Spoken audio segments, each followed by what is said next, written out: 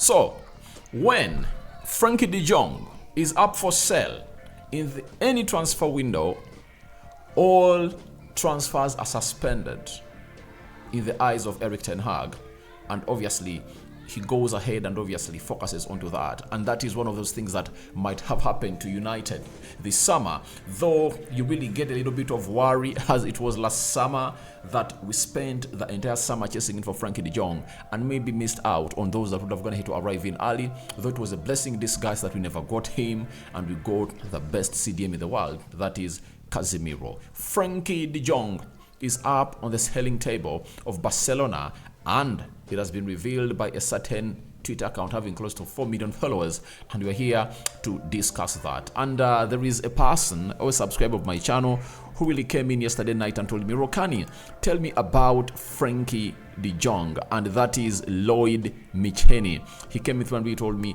tell me something concerning Frenkie de Jong, and we're here to discuss Frenkie de Jong. Good morning, guys. How are you? How was your night? Smash the like button close to 300 times, and don't forget to subscribe because you know our mission. With 4 days left to end June, we want 14,000 subscribers, right? So guys, continue to subscribe to this channel so as not to miss out on stories that we do upload in here on a daily. How do you subscribe? Lower right bottom corner, smash the black button that has the word subscribe. After smashing it, hit the notification bell that will enable you get notified every time we upload a video onto this channel, right? So after that, we're going to discuss Rabiot snub. Obviously, looks like Rabiot is going to head to snub Man United. But if at all you can get in Frenkie de Jong, I think that snub is useless and it's meaningless. And lastly, we are discussing Zidane Iqbal on his possible return to Man United. I don't know after how long. So let's jet it off into this story of Frenkie de Jong. And I remember 3-4 days ago, I brought you a story about the speech that Frenkie de Jong gave when he was at the Dutch national team that brought a lot of hope in me that there must be something cooking down in Barcelona. And most of you said, Rokani, he just said that he cannot rule it out 100%, but you never knew as to why he said that. And if at all you've been following him defending Barcelona, how he wants to be at Barcelona for so long, you'll smell a rat when you heard this statement. The first statement was, okay, Frenkie de Jong said, I feel good at Barca, as always.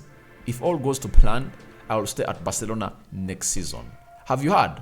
If all goes to plan, I will stay at Barcelona next season. Meaning that if it doesn't go to plan, you leave Barcelona. And then he concluded by saying, you can never say it's 100% in football, but I suppose I'll be at Barcelona next year. So he was talking with a lot of doubt of his future. If at all you've been following Frenkie de Jong's interviews, as far as Barcelona are really concerned, they're really so much on point, and he always said, I'm going nowhere, I want to stay at Barcelona. Even when Barcelona came out and agreed a deal with Man United last summer, he never came out to put out such statements. He said, I want to stay at Barcelona and I'm going to be at Barcelona for a very, very long time. That is what Frenkie de Jong said. But this time around, the tide has shifted, you know, the ship has changed its flow. And guess what?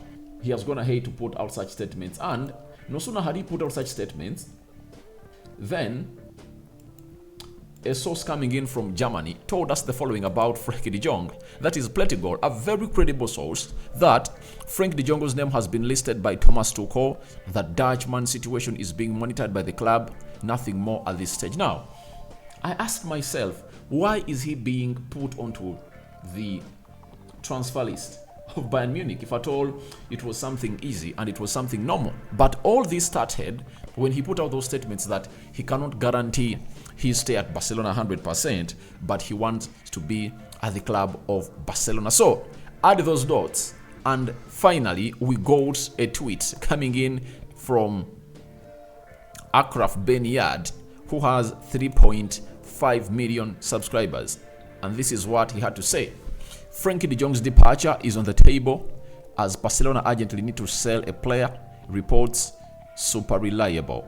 So, guys, when you add the dots of the two stories I've just started with, and the one that came out yesterday night, you can obviously understand that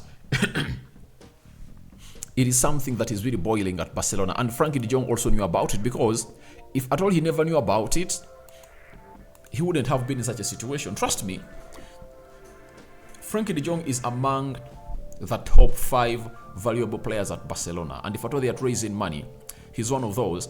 They can sell us, they can get cheaper options for him to come in and really get his job done. I've seen them being linked to Romeo, you know him, who was playing for Chelsea and was playing at Southampton as a CDM. Barcelona is in need of him, and I think he was a La Masia. He was once in La Masia, and they're looking at him. They're looking at Sofian Amrabat, and they believe if you get in Ilkay Gundogan and you're having Pedri, Frank Kessié, I think you can be having a good midfield 3, and Frenkie de Jong is replaceable. That is it. So I don't downplay information coming in from that guy, because Barcelona need to raise 210 million euros to start registering new players and obviously signing others.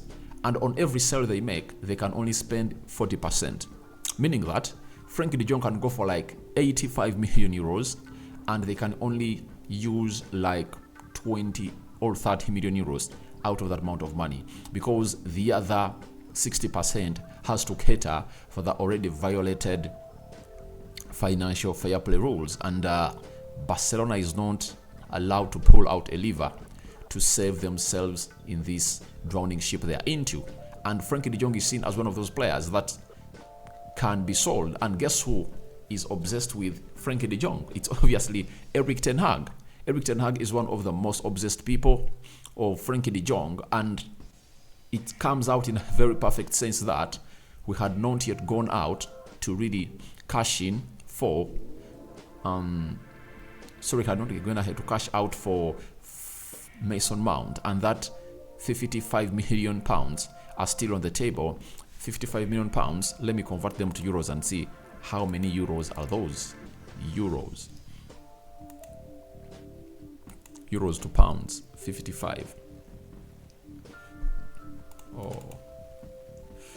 55.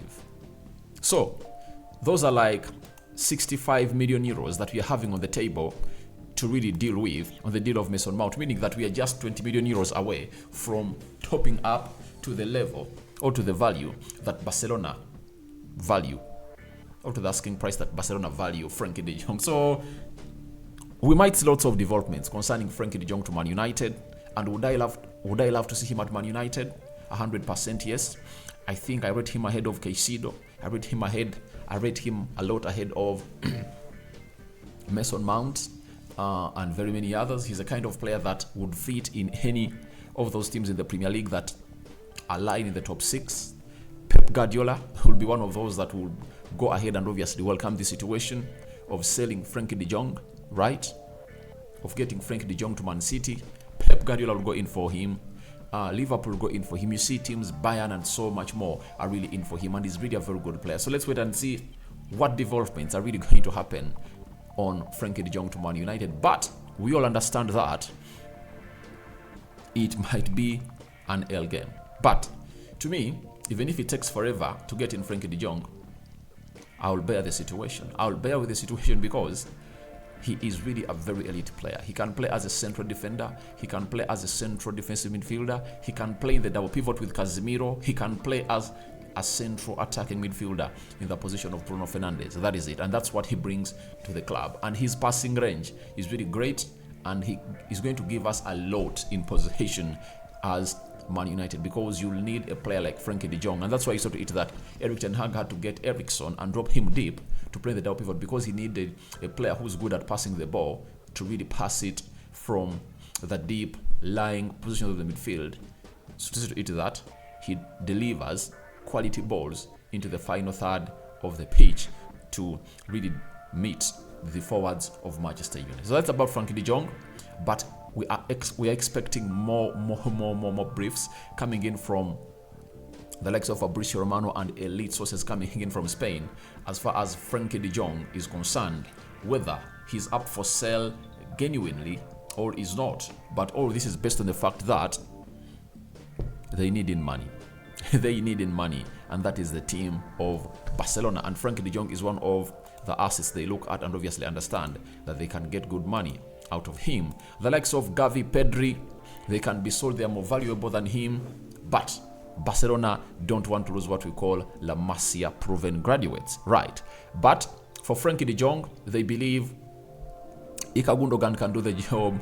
They can have Franck Kessié, they can get in Olio Lumelu and Sofiane Amrabat, you know. So they need to find a replacement. And by the way, Xavi is an admirer of Zubimendi, who plays for the side is called Rio Betis, and he admires him a lot, and he sees him as the ideal replacement of Sergio Busquets. So let's wait for the developments, but I had to break this story yesterday night, but it was late, and I said it should be the early Kickstarter onto this channel. Now, as Frenkie de Jong is available now, there is a hint coming in from Di Marzio. The renewal of Adrien Rabiot is now very close. Only the last details are missing, and then the player will proceed with the signing of the contract. That is coming in from Juventus. And lastly, Sky Sports have told us that Rabiot has rejected Man United salaries offer, which was higher than that of Juventus. He will now renew his contract with the Italian club. That is it. So Rabiot's gonna hate to snub Man United, and I understand why this time has been here, because United have been knowing that this guy is up for grabs on a free for close to a month, and they never pushed hard to get him, meaning that he was never their priority. And maybe the mother Veronica is trying to understand the situation at Man United that might not see his son prevail. Amid us offering Champions League football, offering him more money, we couldn't really convince him to come to Man United. And this is where I say that if at all we are getting in Moise Caicedo or Frenkie de Jong, I don't need Rabiot. But if at all you're getting in Mason Mount, I'll need Rabiot. That's it.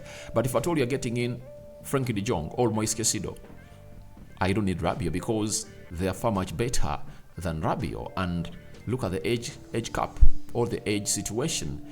Rabiot 28, 29 years of age, Caicedo 21, Frenkie de Jong just 26 years of age, meaning that that is an absolute bargain coming in from Man United to see to it that he gets us to the levels that we want to be. And I think Frenkie de Jong will be one of those people to revolutionize that midfield, and that evolution at Man United is really needed. You see how just two midfielders came in through, and obviously we evolutionalized, that is Casemiro and Eriksen. Now imagine if at all we get in a Frenkie de Jong into the mix, what is going to happen at the club of Man United? That is pure evolution. And obviously that midfield of Casemiro and Frenkie de Jong, or Casemiro and Caicedo, can easily compete with a midfield of City, with the midfield of Newcastle, because Newcastle are going to have to add on Sandro Tonali, with the midfield of Arsenal. If Arsenal happen to get in Declan Rice and maybe Moise Caicedo or Lavia, they're going to have to really add more to their midfield.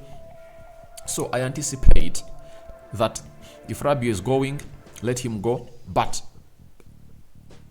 if we need to get in either Moise Caicedo or Frenkie de Jong, the reason as to why I fancied Rabiot was that when you get in Rabiot on a free and maybe sign on another midfielder, that will be a clear exit route creation of Fred and Scott McTominay.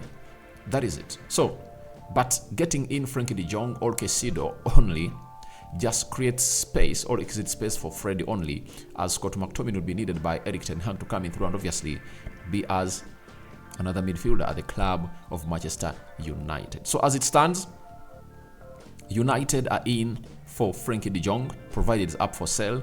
We all know that. And Rabiot is going to hate to snub us. That is it. Now, let's conclude this video by talking about this guy known as Zidane Iqbal, who has been sold to Utrecht in Netherlands, a team that Ten Hag played for, coached it between 2015 and 2017.